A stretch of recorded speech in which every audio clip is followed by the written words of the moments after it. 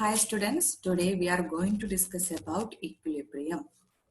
So equilibrium നിങ്ങളെ സംബന്ധിച്ചിടത്തോളം ഒരു പുതിയ ടേം ആയിരിക്കും ഇക്വിലിബ്രിയം. ചിലപ്പോൾ നിങ്ങൾ ഫിസിക്സിൽ കേട്ടിട്ടുണ്ടാവും. ഓക്കെ, സോ ഇക്വിലിബ്രിയം വളരെ ഈസി ആയിട്ടുള്ള ഒരു ടോപ്പിക്കാണ്. ഇക്വിലിബ്രിയവും ഇതുമായിട്ട് റിലേറ്റ് ചെയ്തിട്ടുള്ള ലേ ഷാറ്റ്ലിയർ പ്രിൻസിപ്പിളും നിങ്ങൾക്ക് ഈസി ആയിട്ട് സ്കോർ ചെയ്യാൻ പറ്റുന്ന ഒരു പോർഷനാണിത്.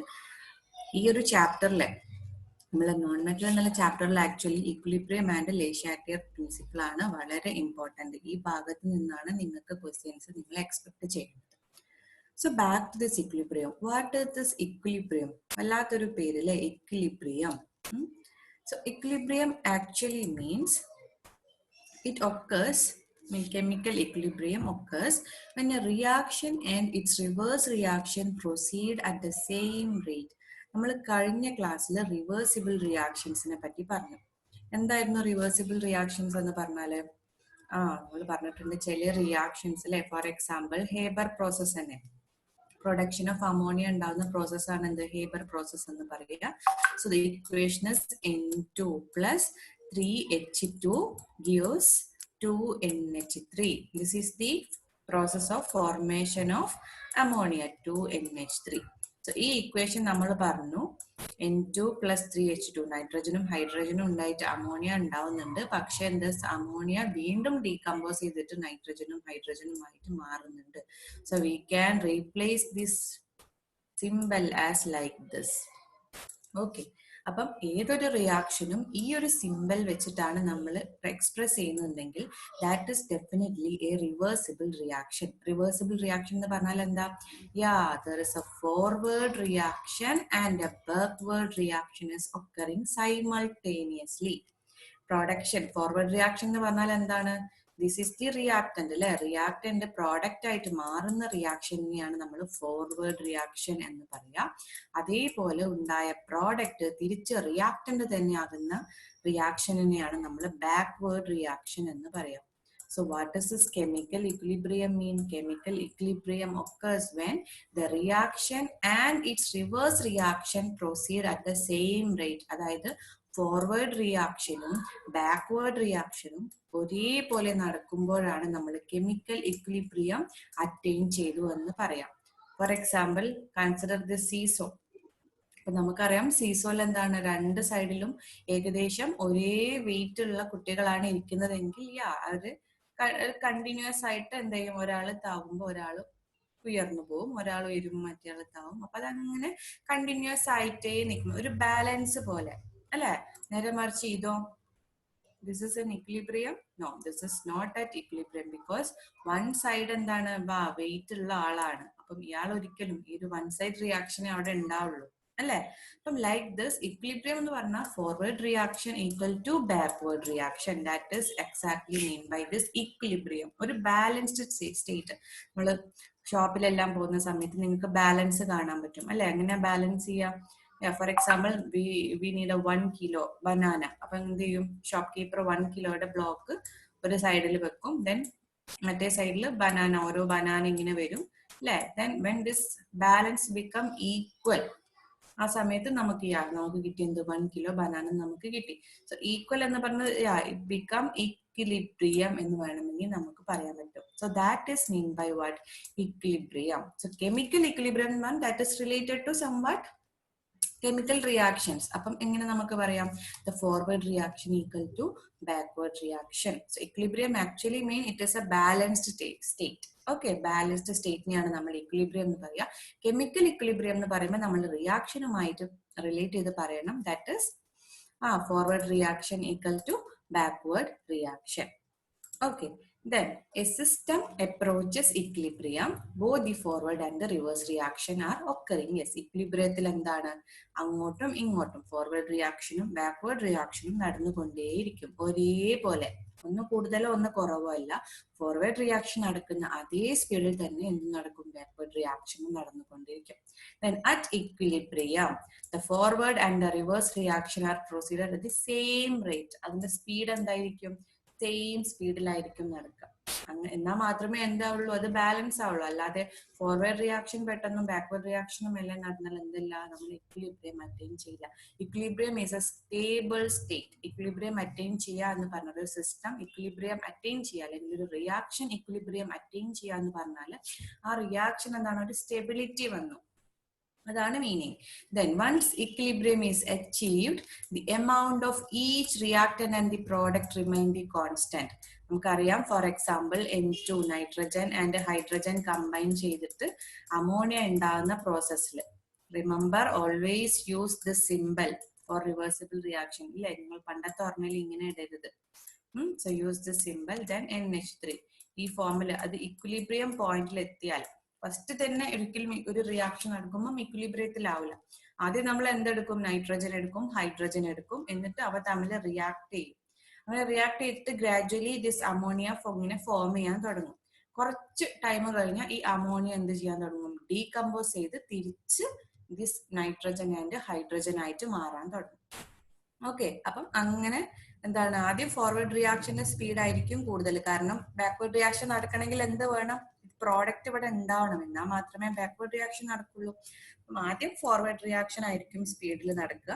അങ്ങനെ പ്രോഡക്റ്റ് ഉണ്ടായി തുടങ്ങുന്ന സമയത്ത് മെല്ലെ മെല്ലെ നമ്മളുടെ ബാക്ക്വേർഡ് റിയാക്ഷൻ ഇങ്ങനെ ഉണ്ടാവാൻ സ്പീഡ് കൂടാൻ തുടങ്ങും. ഈ പ്രോഡക്റ്റിന്റെ എമൗണ്ട് കൂടുന്നതിനനുസരിച്ച് ബാക്ക്വേർഡ് റിയാക്ഷന്റെ സ്പീഡും കൂടും. അങ്ങനെ ഏകദേശം രണ്ട് സ്ഥലത്തും ഈക്വൽ എമൗണ്ട് വന്നാൽ അതെന്തായി, നമുക്കത് ഇക്വിലിബ്രിയത്തിലായി എന്ന് പറയാൻ പറ്റും. സോ ഇക്വിലിബ്രിയത്തിൽ എത്തിക്കഴിഞ്ഞാൽ, ഫോർ എക്സാമ്പിൾ ഒരു കെമിക്കൽ റിയാക്ഷൻ ഇക്വിലിബ്രിയത്തിൽ എത്തിക്കഴിഞ്ഞാൽ അവിടെ ആക്ച്വലി ഫോർവേഡ് റിയാക്ഷനും ബാക്ക്വേർഡ് റിയാക്ഷനും സെയിം സ്പീഡിൽ നടക്കുന്നുണ്ടാവും. പക്ഷെ നമുക്ക് തോന്നും അവിടെ ഒരു റിയാക്ഷനും നടക്കുന്നില്ല എന്ന് തോന്നും. കാരണം amount of product and amount of reactant remain same. അവിടെ യാതൊരു റിയാക്ഷനും നടക്കുന്നില്ല എന്ന് നമുക്ക് കാണുമ്പോൾ തോന്നും. കാരണം എന്തായിരിക്കും, അതിലെ മാസിലൊന്നും ഡിഫറൻസ് ഇല്ല. ബട്ട് ആക്ച്വലി അവിടെ എന്ത് നടക്കുന്നുണ്ട്, സൈമൾട്ടേനിയസ് ആയിട്ട് ഫോർവേഡ് റിയാക്ഷനും ബാക്ക്വേർഡ് റിയാക്ഷനും നടക്കുന്നുണ്ട്. So that is what is equilibrium. Hope it is clear for you what is equilibrium. Then എങ്ങനെ നമുക്ക് ഇക്വിലിബ്രിയത്തെ ഒന്നും കൂടി പറഞ്ഞാൽ, in a system at equilibrium both the forward and the reverse reaction are running simultaneously. Forward reaction and backward reaction simultaneous ആയിട്ട് നടക്കും. ഇത് വേറൊരു എക്സാമ്പിൾ ആണ്. റിവേഴ്സിബിൾ റിയാക്ഷൻ N2O4 എന്തായിട്ട് മാറുക, NO2 ആയിട്ട് മാറുന്ന റിവേഴ്സിബിൾ റിയാക്ഷൻ ആണിത്. തിരിച്ച് NO2 എന്ത് തന്നെ ആയിട്ട് മാറും, N2O4 ആയിട്ട് മാറും. അപ്പം ഈ ഒരു റിവേഴ്സിബിൾ കണ്ടോ, we are representing the reversible reaction as the double arrow. This is called double arrow. So ഇതിലെ forward reaction ഏതാണ്, N2O4 gives N2NO2. Then backward reaction ഏതാണ്, 2NO2 gives N2O4. Okay. So ഇങ്ങനെ നമുക്ക് ഇക്വിലിബ്രിയത്തെ, അതായത് ഇങ്ങനത്തെ റിവേഴ്സിബിൾ റിയാക്ഷൻസ് കണ്ടാൽ definitely there is an equilibrium. എല്ലാ reversible റിയാക്ഷനും നടന്നു കഴിഞ്ഞാൽ ഒരു ഇക്വിലിബ്രിയം അവർ അറ്റൈൻ ചെയ്യും. Then what is a definition of equilibrium? നിങ്ങളുടെ എക്സാമിന് what is chemical equilibrium or define chemical equilibrium എന്ന് ചോദിച്ചാൽ എങ്ങനെ നിങ്ങൾക്ക് എഴുതാം, chemical equilibrium is the state at which the rate of the forward reaction become equal to the rate of the backward reaction in a reversible chemical reaction. ഇതിലെ എല്ലാ പോയിന്റും important ആണ്. Chemical equilibrium എന്ന് പറഞ്ഞാൽ എന്താണ്, forward reaction become equal to the rate of or speed of the forward reaction become equal to rate of backward reaction in a reversible chemical reaction. That is called what, chemical equilibrium. And there are so many characteristics for this equilibrium. എന്തൊക്കെയാണ് equilibriumത്തിന്റെ characteristics നോക്കാം. First one എന്താ, at the equilibrium both the reactant and the product coexist. നമുക്കറിയാം സാധാരണ ഒരു irreversible process ആണെങ്കിൽ, അതായത് backward റിയാക്ഷനും forward റിയാക്ഷനും ഇല്ലാത്ത case ആണെങ്കിൽ എന്താ, for example C+O2 gives CO2. ഇതൊരു ഇറിവേഴ്സിബിൾ റിയാക്ഷൻ ആണ്. അപ്പം ഈ ഒരു റിയാക്ഷനിൽ എന്താ, both the reactant and product exist ചെയ്യോ, ഇല്ല. Only product will coexist in irreversible reaction. But we are dealing with reversible reaction. So reversible റിയാക്ഷനിൽ അറ്റ് ഇക്വിലിബ്രിയം പൊസിഷനിൽ എന്തായിരിക്കും, both the reactant and the product will coexist. Okay, that is the first characteristic. What is the second one? The rate of the forward and the backward reaction become equal at equilibrium. Equilibriumത്തിൽ എത്തിക്കഴിഞ്ഞാൽ എന്തായിരിക്കും, the speed, rate എന്ന് പറഞ്ഞാൽ the speed of chemical forward reaction become equal to speed of or rate of backward reaction. That is the second point. Then what is third point? Chemical equilibrium is dynamic at the molecular level. Dynamic mean എന്താണ്? Yeah, dynamic എന്ന് പറഞ്ഞാൽ something movable. അല്ലെ? Move ചെയ്യുന്നതിനെയാണ് നമ്മൾ dynamic ആണെന്നൊക്കെ പറയാം. അപ്പൊ chemical equilibrium is dynamic at molecular level. Molecular level എന്ന് ഉദ്ദേശിക്കുന്നത് നമ്മൾ അറിയാം, നമ്മൾ ഏതൊരു ആറ്റവും മോളിക്യൂൾസ് ആയിട്ടാണ് എക്സിസ്റ്റ് ചെയ്യുന്നത്. അപ്പൊ നമ്മൾ ഈക്വേഷൻ ആക്കി എഴുതുന്നത് എല്ലാം എന്താണ്? മോളിക്കുലാർ ഫോമിലാണ് എഴുതുന്നത്. Four example N2 plus 3H2 അല്ലെ, 3H2 gives 2NH3. അതിൽ നമ്മൾ നൈട്രജൻ എടുത്ത് നോക്കിയാലും ഹൈഡ്രജൻ എടുത്ത് നോക്കിയാലും അമോണിയ എടുത്ത് നോക്കിയാലും ഒക്കെ എന്താ, all they are molecules. So dynamic എന്ന് പറഞ്ഞാൽ ഇക്വിലിബ്രിയത്തിൽ എത്തിക്കഴിഞ്ഞാൽ, അതായത് ഇങ്ങനെയല്ല ഇങ്ങനെ റെപ്രസെന്റ് ചെയ്യണം. ഇക്വിലിബ്രിയത്തിൽ എത്തിക്കഴിഞ്ഞാൽ ആക്ച്വലി അവിടെ എന്താണ്, ഫോർവേഡ് റിയാക്ഷനും ബാക്ക്വേർഡ് റിയാക്ഷനും സൈമൾട്ടേനിയസ് ആയിട്ട് ഒരേ സമയത്ത് അവിടെ നടക്കുന്നുണ്ട്. സോ അങ്ങനെ നടക്കുന്നതിനെയാണ് നമ്മൾ ഡൈനാമിക് പ്രോസസ് എന്ന് പറയുക, dynamic equilibrium. So chemical equilibrium is A dynamic at molecular level ആണ്. Then what is the fourth characteristic? The chemical equilibrium is attained in closed system.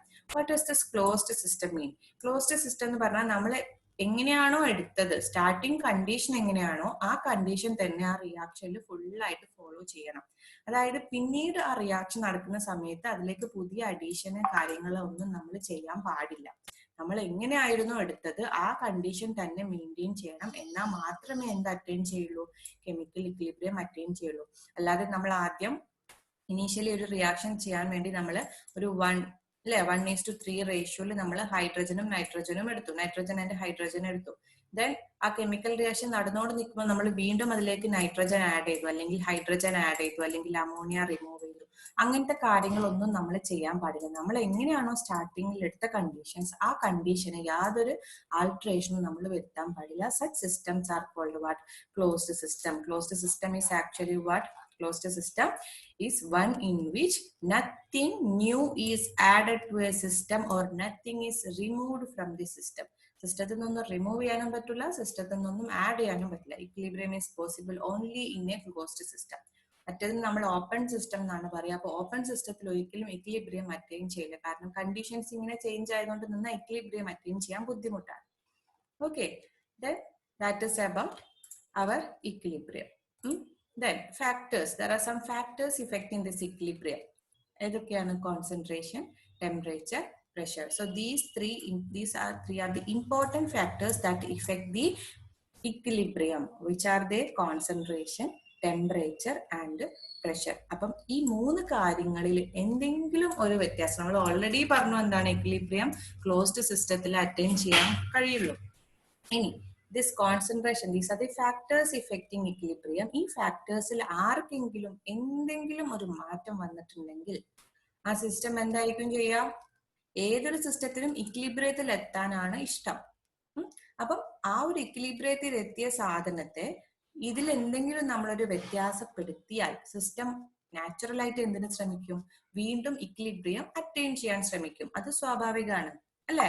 For example നമ്മൾ പണ്ടൊക്കെ സ്കൂളിൽ ചെയ്തിട്ടുണ്ട്, ഒരു 2 ബോട്ടിൽ, അല്ലെങ്കിൽ നമ്മൾ ഷോപ്പിന്റെ എക്സാമ്പിളിന് എടുക്കാം. നമ്മൾ ബാലൻസ്, നമ്മൾ സാധനം വാങ്ങുന്ന സമയത്ത് ബാലൻസ് ചെയ്തു, ഓൾറെഡി നമ്മൾ ബാലൻസ്ഡ് കിട്ടി 1 കിലോ. നമ്മൾ നേരത്തെ പറഞ്ഞ എക്സാമ്പിളിന് എടുക്കാം, 1 കിലോ ബ്ലോക്ക് വെച്ചു, ഞാൻ അതിൽ ബനാന വെച്ചു, നമുക്കൊരു പോയിന്റ് കിട്ടിയതാണ്.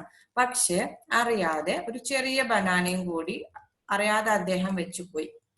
അങ്ങനെയാണെങ്കിൽ എന്തായി? യെസ്, ഈ ഇക്വിലിബ്രിയത്തിൽ മാറ്റം വരും, ഇത് ഇങ്ങോട്ട് ഇതാകും. അപ്പം വീണ്ടും അതെന്താണ്, ഇക്വിലിബ്രിയം എത്തണം, അല്ലെങ്കിൽ സെയിം ആവണം അല്ലെ?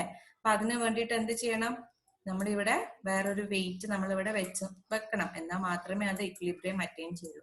അപ്പം അതേപോലെ എന്തെങ്കിലും ഒരു ഈ 3 ഫാക്ടറിൽ ഏതെങ്കിലും ഒരു ഫാക്ടറിൽ ഡിഫറൻസ് വന്നാൽ, മാറ്റം വന്നാൽ, ആ സിസ്റ്റം എന്ത് ചെയ്യും? ഇക്വിലിബ്രിയം വീണ്ടും അറ്റൈൻ ചെയ്യാൻ എന്തെങ്കിലും ശ്രമിക്കും. അപ്പം അതാണ് നമ്മളിപ്പം പറഞ്ഞ സെയിം കാര്യം തന്നെയാണ് ലേ ഷാറ്റ്ലിയർ എന്ന് പറഞ്ഞിട്ടുള്ള സയന്റിസ്റ്റ്, അദ്ദേഹം അതൊരു പ്രിൻസിപ്പിൾ ആയിട്ട് പറഞ്ഞു. നമ്മളിപ്പോ എന്താ പറഞ്ഞത്?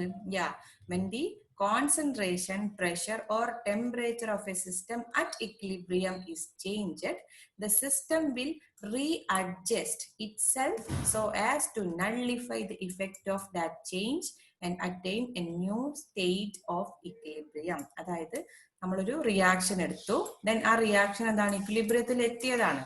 ഇക്വിലിബ്രിയത്തിൽ എത്തിയ ഒരു സിസ്റ്റത്തിൽ ആ സിസ്റ്റത്തിലെ കോൺസെൻട്രേഷൻ, പ്രഷർ അല്ലെങ്കിൽ ടെമ്പറേച്ചർ ഇതിലേതെങ്കിലും ഫാക്ടറിന് മാറ്റം വന്നാൽ ആ സിസ്റ്റം എന്ത് ചെയ്യും? That system will re adjust. ആ സിസ്റ്റം എന്തിനു ശ്രമിക്കും? വീണ്ടും ആ ഉണ്ടായ മാറ്റത്തെ ഇല്ലാതാക്കിയിട്ട് പുതിയൊരു ഇക്വിലിബ്രിയം അറ്റൈൻ ചെയ്യാൻ ശ്രമിക്കൂലേ? That law is known as what? Le Chatelier principle.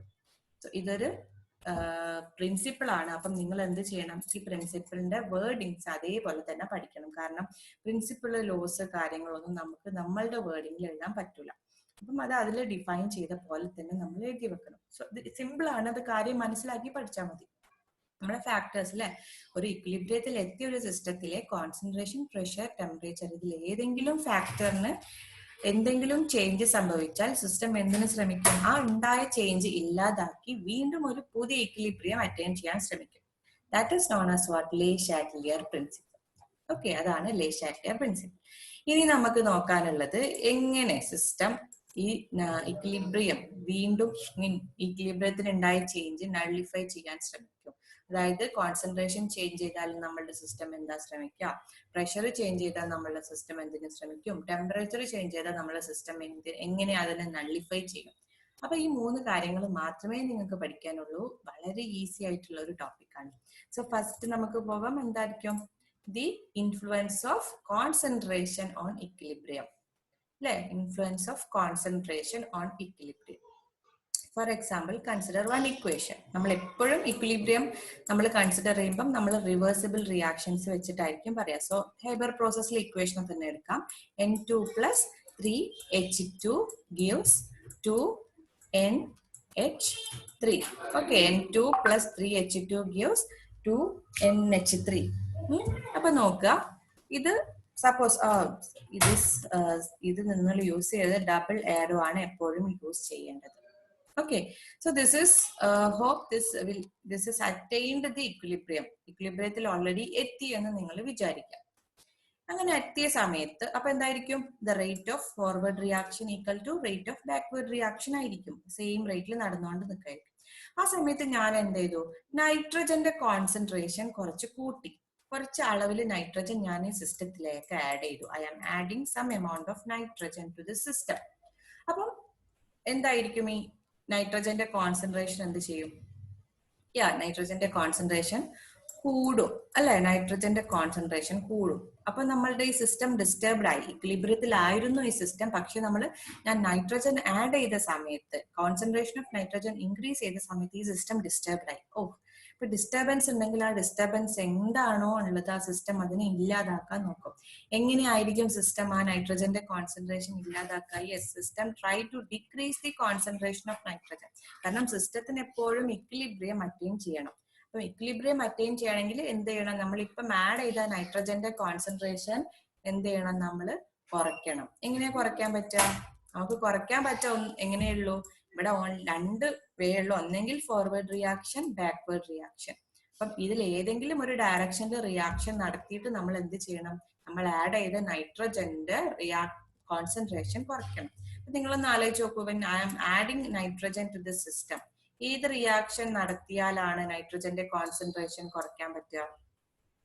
നമ്മൾ ആകെ 2 റിയാക്ഷനുള്ളൂ, forward and backward. Yes, forward reaction നടത്തിയാൽ നമുക്ക് നൈട്രജന്റെ ഫോർവേഡ് റിയാക്ഷൻ എന്ന് പറഞ്ഞാൽ എന്താ? നൈട്രജനും ഹൈഡ്രജനും കമ്പൈൻ ചെയ്തിട്ട് അമോണിയ ഉണ്ടാവുന്ന റിയാക്ഷൻ. ബാക്ക്വേർഡ് റിയാക്ഷൻ എന്ന് പറയുന്നത് അമോണിയ ഡീകമ്പോസ് ചെയ്തിട്ട് തിരിച്ച് നൈട്രജനും ഹൈഡ്രജനും ആയിട്ട് മാറുന്നു. ഇതിൽ ഏത് റിയാക്ഷൻ നടന്നാലായിരിക്കും നമുക്ക് നൈട്രജന്റെ കോൺസെൻട്രേഷൻ കുറയ്ക്കാൻ പറ്റുക? ഡെഫിനറ്റ്ലി ഫോർവേഡ് റിയാക്ഷൻ നടത്തിയാൽ, അല്ലെ, കുറച്ച് സ്പീഡിൽ നടത്തിയാൽ നമുക്ക് എന്ത് ചെയ്യാൻ പറ്റും? നൈട്രജൻ, നമ്മൾ ആഡ് ചെയ്ത നൈട്രജന്റെ എമൗണ്ട് കുറയ്ക്കാൻ പറ്റും. കാരണം റിയാക്ട് ചെയ്ത് കുറഞ്ഞോളൂ. അപ്പം എന്ത് ചെയ്യും? നമ്മൾ ഇതിലേക്ക് കോൺസെൻട്രേഷൻ ആഡ് ചെയ്ത സമയത്ത് നമ്മുടെ സിസ്റ്റം എന്ത് ചെയ്യും? ഫോർവേഡ് റിയാക്ഷന്റെ സ്പീഡ് കൂട്ടും. അങ്ങനെ ഫോർവേഡ് റിയാക്ഷന്റെ സ്പീഡ് കൂട്ടുമ്പോൾ എന്താണ്? നമ്മൾ ആഡ് ചെയ്ത നൈട്രജന്റെ കോൺസെൻട്രേഷൻ കുറഞ്ഞ് എന്താവും? വീണ്ടും ഏതുവരെ സ്പീഡ് കൂടും ഈ ഫോർവേഡ് റിയാക്ഷന്? when it again attain the equilibrium. അടുത്ത ഇക്വിലിബ്രിയം, പുതിയൊരു ഇക്വിലിബ്രിയം എത്തുന്നത് വരെ ഫോർവേഡ് റിയാക്ഷന്റെ സ്പീഡ് കൂട്ടും. ക്ലിയർ? ഇനി ഞാൻ ഈ ഒരു റിയാക്ഷൻ ഇക്വിലിബ്രിയത്തിലാണെന്ന് വിചാരിക്കുക. ഞാൻ അങ്ങനെ ഉണ്ടായ അമോണിയ അവിടെ നിന്ന് ഇങ്ങനെ നീക്കം ചെയ്തുകൊണ്ടേ നിന്നു. ഓക്കെ, അമോണിയ ഉണ്ടാവുന്നുണ്ട് പ്രോഡക്റ്റ് ആയിട്ട്. ദെൻ ആ അമോണിയയെ ഞാൻ ഇങ്ങനെ ഉണ്ടാവുന്നതിനനുസരിച്ചിട്ട് അവിടെ നിന്ന് ഇങ്ങനെ ഒഴിവാക്കിക്കൊണ്ടേയിരുന്നു. അങ്ങനെയാണെങ്കിൽ what happens to the equilibrium? അപ്പൊ ഇവിടെ എന്താ ചെയ്തത്? Actually I am taking the ammonia. So അമോണിയയുടെ കോൺസെൻട്രേഷൻ ഞാൻ ഇവിടെ ഇങ്ങനെ കുറച്ചുകൊണ്ടിരിക്കുകയാണ്. അപ്പം അമോണിയയുടെ കോൺസെൻട്രേഷൻ കുറയാണ് ചെയ്യുന്നത്. അപ്പം എന്താണ്? വീണ്ടും ഇക്വിലിബ്രിയം ഡിസ്റ്റർബൻസ് ആയി, ഡിസ്റ്റർബ്ഡ് ആയി. അപ്പൊ എന്താണ് സിസ്റ്റം ശ്രമിക്കുക? ഈ അമോണിയന്റെ കോൺസെൻട്രേഷൻ കൂട്ടാൻ ആര് ശ്രമിക്കും? സിസ്റ്റം ശ്രമിക്കും. എങ്ങനെയാണ് അമോണിയയുടെ കോൺസെൻട്രേഷൻ കൂട്ടുക? Yes, by increasing the rate of forward reaction. അല്ലെ? അമോണിയ ഫോർവേഡ് റിയാക്ഷന്റെ സ്പീഡ് കൂട്ടിയാൽ എന്താണ്? വീണ്ടും നൈട്രജനും ഹൈഡ്രജനും കമ്പൈൻ ചെയ്ത് അമോണിയ ഉണ്ടാകുന്ന സ്പീഡ് കൂടും. അമോണിയന്റെ എമൗണ്ട് നമുക്ക് കൂടി വീണ്ടും എന്ത് ചെയ്യും? ഏത് വരെ സ്പീഡ് കൂടും? യെസ്, ഇക്വിലിബ്രിയം അറ്റൈൻ ചെയ്യുന്നത് വരെ.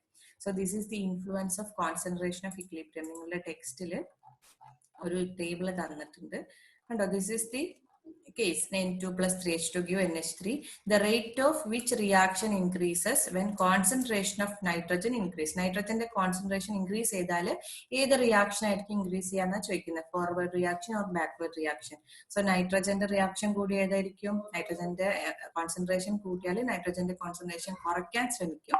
നൈട്രജന്റെ കോൺസെൻട്രേഷൻ കുറയ്ക്കണമെങ്കിൽ ഇവിടെ ഏത് റിയാക്ഷൻ നടക്കണം? യെസ്, ഫോർവേഡ് റിയാക്ഷൻ ആണ് നടക്കേണ്ടത്. Okay, then what will happen if the concentration of ammonia is increased? ഇനി അമോണിയന്റെ കോൺസെൻട്രേഷൻ ഇൻക്രീസ് ചെയ്തു. അപ്പൊ എന്തായിരിക്കും സിസ്റ്റം ശ്രമിക്കുക? അമോണിയയുടെ കോൺസെൻട്രേഷൻ ഡിക്രീസ് ചെയ്യാൻ ശ്രമിക്കും. അമോണിയയുടെ കോൺസെൻട്രേഷൻ എങ്ങനെയാ ഡിക്രീസ് ചെയ്യാം? ഫോർവേഡ് റിയാക്ഷൻ നടന്നാൽ അമോണിയയുടെ കോൺസെൻട്രേഷൻ പിന്നെയും കൂടും. ബാക്ക്വേർഡ് റിയാക്ഷൻ നടന്നാൽ അമോണിയയുടെ കോൺസെൻട്രേഷൻ കുറയും. സോ നമ്മൾ അമോണിയയുടെ കോൺസെൻട്രേഷൻ കൂടിയാൽ സിസ്റ്റം ഏത് റിയാക്ഷനെ സ്പീഡ് ചെയ്യും? ബാക്ക്വേർഡ് റിയാക്ഷൻ ഇൻക്രീസ് ചെയ്യും. ബാക്ക്വേർഡ് റിയാക്ഷൻ ഇൻക്രീസ് ചെയ്യും. Then what will be the effect if ammonia produced is removed continuously from the system? ഉണ്ടാവുന്നതിനനുസരിച്ച് നമ്മൾ ഈ അമോണിയ റിമൂവ് ചെയ്തുകൊണ്ടേ ഇരുന്നാൽ എന്തായിരിക്കും സംഭവിക്കുക? അമോണിയ റിമൂവ് ചെയ്ത് കഴിഞ്ഞാൽ അമോണിയയുടെ കോൺസെൻട്രേഷൻ പ്രോഡക്റ്റ് സൈഡിൽ കുറയും.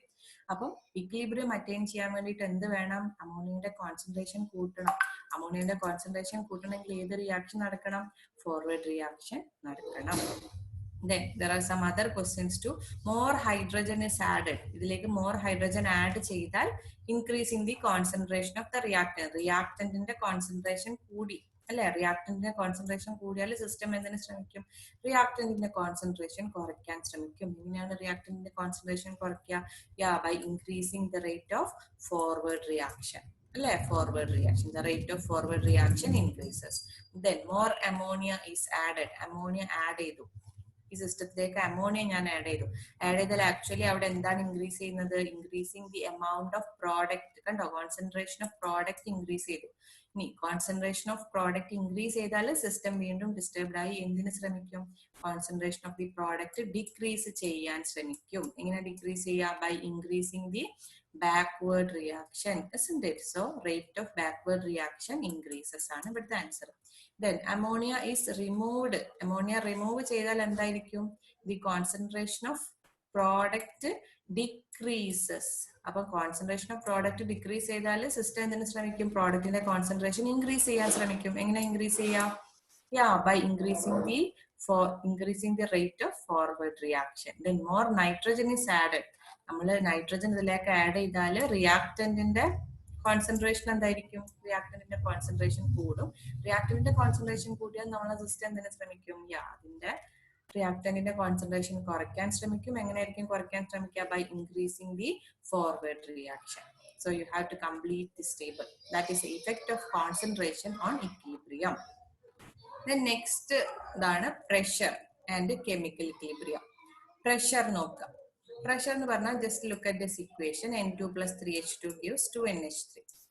അപ്പൊ ഇവിടെ നൈട്രജൻ എത്ര മോളിക്യൂൾസ് ഓഫ് നൈട്രജൻ ഉണ്ട് ഇവിടെ?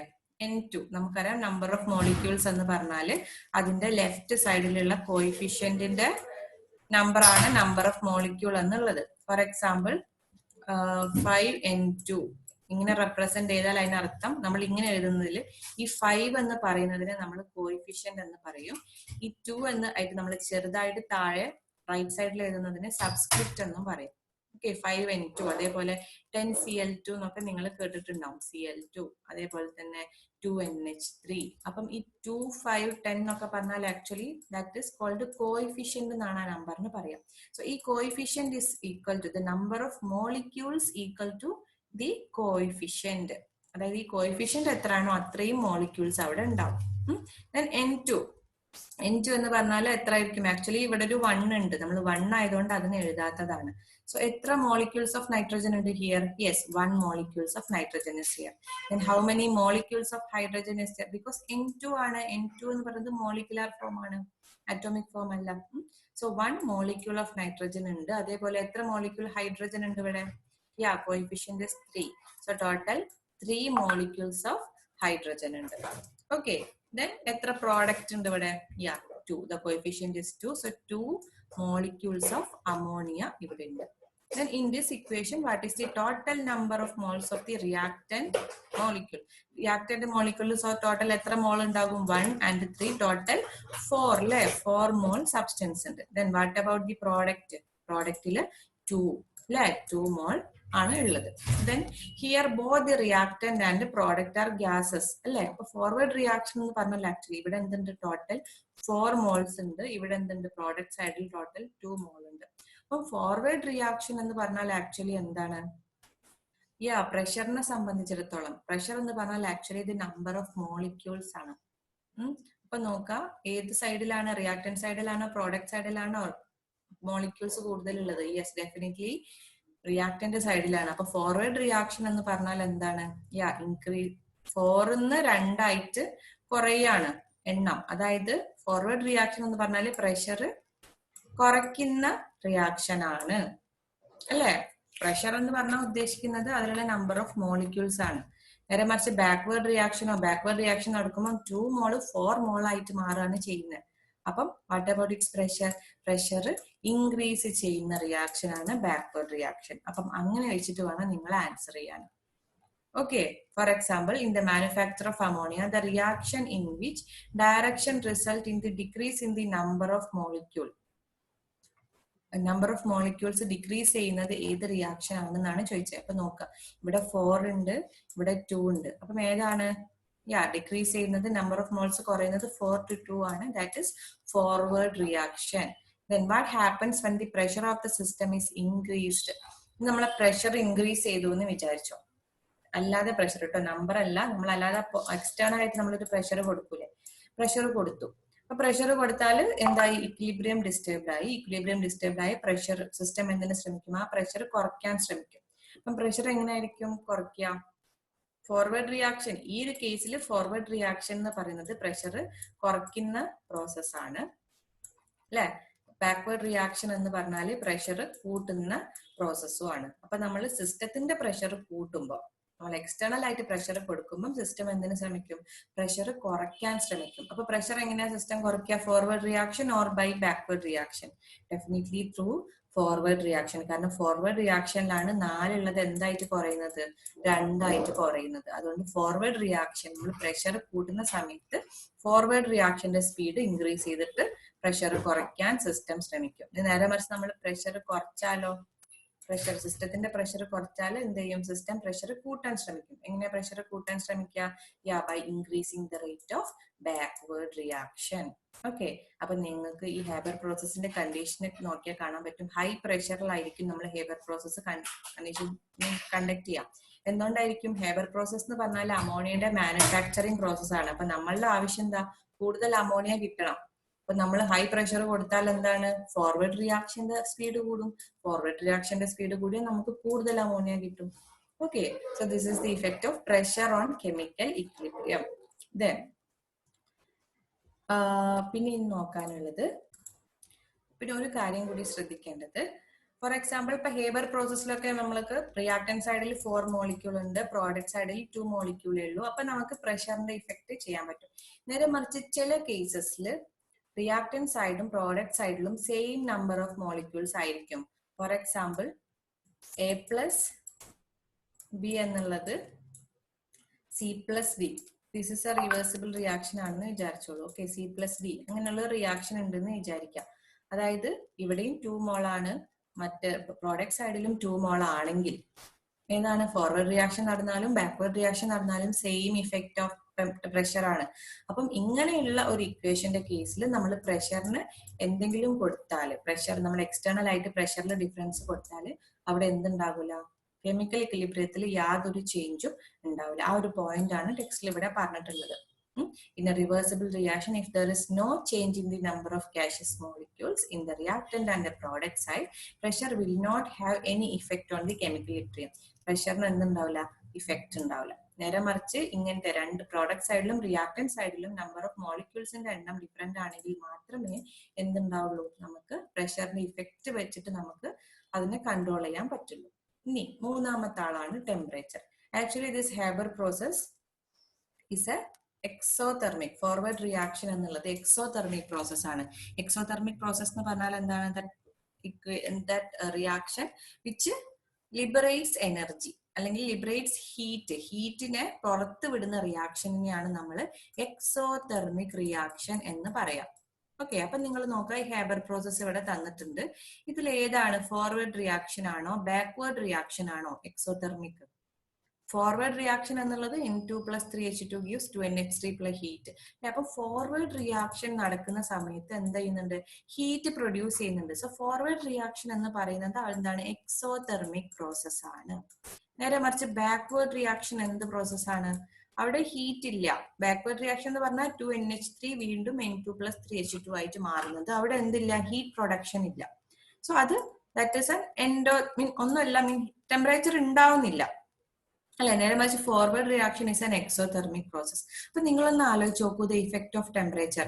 നമ്മൾ consider if the system is attained equilibrium, then we are heating, we are giving temperature to the system. നമ്മൾ വീണ്ടും ആ സിസ്റ്റത്തിലേക്ക് ടെമ്പറേച്ചർ കൊടുക്കുകയാണെന്ന് വിചാരിച്ചോ.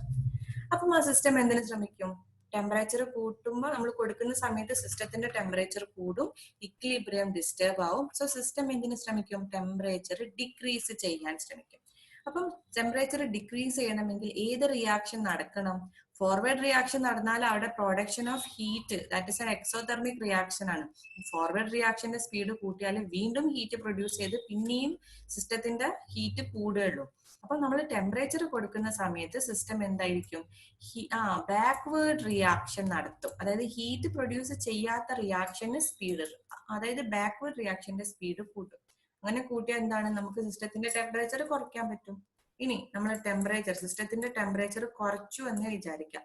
ടെമ്പറേച്ചർ കുറച്ചാൽ എന്തായിരിക്കും സംഭവിക്കുക, ടെമ്പറേച്ചർ കുറച്ചാൽ സിസ്റ്റം എന്തിനു ശ്രമിക്കും, നമ്മൾ ചെയ്യുന്നതിന്റെ നേരെ ഓപ്പോസിറ്റ് ആണ് സിസ്റ്റം ചെയ്യുക. സോ നമ്മൾ ടെമ്പറേച്ചർ കുറച്ചാൽ സിസ്റ്റം എന്ത് ചെയ്യും, ടെമ്പറേച്ചർ കൂട്ടാൻ നോക്കും. എങ്ങനെ കൂട്ടാം എന്നുള്ളതാണ് അടുത്ത ക്വസ്റ്റ്യൻ.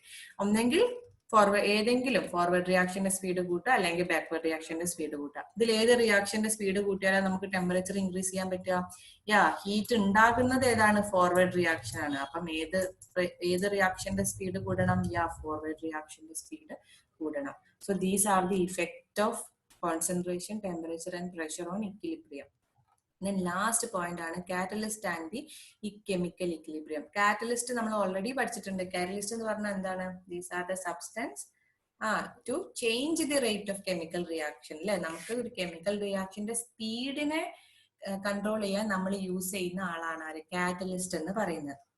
പെട്ടെന്ന് ഒന്നെങ്കിൽ എന്ത് ചെയ്യും, catalyst increases the rate of chemical reaction, catalyst decreases the rate of chemical reaction. ഒന്നെങ്കിൽ അവര് സ്പീഡ് കൂട്ടാം അല്ലെങ്കിൽ റിയാക്ഷന്റെ സ്പീഡ് കുറയ്ക്കാം. രണ്ടും ചെയ്യുന്ന ആൾക്കാരുണ്ട്. കൂട്ടുന്ന ആൾക്കാരെ നമ്മൾ പറയും പോസിറ്റീവ് കാറ്റലിസ്റ്റ് എന്ന് പറയും, സ്പീഡ് കുറയ്ക്കുന്ന ആൾക്കാരെ നമ്മൾ പറയും നെഗറ്റീവ് കാറ്റലിസ്റ്റ് എന്ന് പറയും. പക്ഷെ ഈ കാറ്റലിസ്റ്റ് എന്താ ചെയ്യുന്നത്, നമ്മൾ കാറ്റലിസ്റ്റ് ആഡ് ചെയ്യുന്ന സമയത്ത് actually this catalyst is effecting both reaction. നമുക്കറിയാം റിവേഴ്സിബിൾ റിയാക്ഷൻ, ഇക്വിലിബ്രിയത്തെ പറ്റി പഠിക്കുമ്പോൾ നമുക്ക് റിവേഴ്സിബിൾ റിയാക്ഷനേ ഉള്ളൂ. റിവേഴ്സിബിൾ റിയാക്ഷൻ എന്ന് പറഞ്ഞാൽ ഫോർവേഡ് റിയാക്ഷൻ ഉണ്ടാകും, ബാക്ക്വേർഡ് റിയാക്ഷൻ ഉണ്ടാകും. നമ്മൾ ഈ കാറ്റലിസ്റ്റ് ആഡ് ചെയ്യുന്ന സമയത്ത് അത് പോസിറ്റീവ് കാറ്റലിസ്റ്റ് ആണെങ്കിൽ എന്ത് സംഭവിക്കും, ഫോർവേഡ് റിയാക്ഷന്റെയും ബാക്ക്വേർഡ് റിയാക്ഷന്റെയും സ്പീഡിനെ അത് കൂട്ടും. അല്ലാതെ ഫോർവേഡിന്റെ മാത്രം അല്ലെങ്കിൽ ബാക്ക്വേർഡ് റിയാക്ഷന്റെ മാത്രം റേറ്റിനെ കാറ്റലിസ്റ്റ് ഡിപ്പെൻഡ് ചെയ്യില്ല. കാറ്റലിസ്റ്റ് നമ്മൾ ആഡ് ചെയ്യുകയാണെങ്കിൽ രണ്ടിന്റെ സ്പീഡും, അതായത് രണ്ട് ഫോർവേഡ് റിയാക്ഷന്റെയും ബാക്ക്വേർഡ് റിയാക്ഷന്റെയും സ്പീഡ് കാറ്റലിസ്റ്റുകൾ കൂട്ടും. ഈ നെഗറ്റീവ് കാറ്റലിസ്റ്റ് ആണെങ്കിൽ അതിന്റെ സ്പീഡ് അവർ കുറയ്ക്കും. നമ്മൾ കാറ്റലിസ്റ്റ് ആഡ് ചെയ്യുമ്പം ആ റിയാക്ഷൻ റേറ്റ് രണ്ടാളെയും ഡിപ്പെൻഡ് ചെയ്യും, ഒരേപോലെ ബാധിക്കും. അപ്പം ആക്ച്വലി നമ്മൾ ഈ കാറ്റലിസ്റ്റ് ആഡ് ചെയ്യുമ്പോൾ പിന്നെ എന്തിനാണ് ഈ കാറ്റലിസ്റ്റ് ആഡ് ചെയ്യുന്നത് എന്നുള്ളൊരു ക്വസ്റ്റ്യൻ ഉണ്ട്.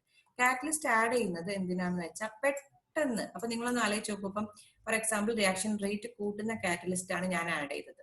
അപ്പം ഫോർവേഡ് റിയാക്ഷന്റെ സ്പീഡും കൂടും, ബാക്ക്വേർഡ് റിയാക്ഷന്റെ സ്പീഡും കൂടും. അപ്പം ഫോർവേഡ് റിയാക്ഷനും ബാക്ക്വേർഡ് റിയാക്ഷന്റെ സ്പീഡ് കൂടിയാൽ എന്താ, നമുക്ക് പെട്ടെന്ന് ഇക്വിലിബ്രിയം അറ്റൈൻ ചെയ്യാൻ പറ്റും. ക്ലിയർ? പെട്ടെന്ന് ഇക്വിലിബ്രിയം അറ്റൈൻ ചെയ്യാൻ വേണ്ടിയിട്ടാണ് we are using actually catalyst. Okay, so കാറ്റലിസ്റ്റിന്റെ റോൾ എല്ലാവർക്കും മനസ്സിലായല്ലോ. നമുക്കൊരു റിയാക്ഷന് പെട്ടെന്ന് ഇക്വിലിബ്രിയം അറ്റൈൻ ചെയ്യാൻ വേണ്ടിയിട്ടാണ് വി ആർ ആഡിങ് കാറ്റലിസ്റ്റ്. പിന്നെ ഓൾറെഡി ഇക്വിലിബ്രിയത്തിലായി കഴിഞ്ഞ ഒരു സിസ്റ്റത്തിലേക്ക് നമുക്ക് കാറ്റലിസ്റ്റ് ആഡ് ചെയ്താൽ എന്തെങ്കിലും കാര്യമുണ്ടോ? ഇല്ല. Is it beneficial to add catalyst in a system which has already attain already equilibrium attain ചെയ്ത ഒരു സിസ്റ്റത്തിലേക്ക് കാറ്റലിസ്റ്റ് ഇട്ടിട്ട് കാര്യമില്ല. കാരണം കാറ്റലിസ്റ്റ് നമ്മൾ ആഡ് ചെയ്യുന്നത് എന്തിനു വേണ്ടിയിട്ടാണ്? To reach the equilibrium very fastly.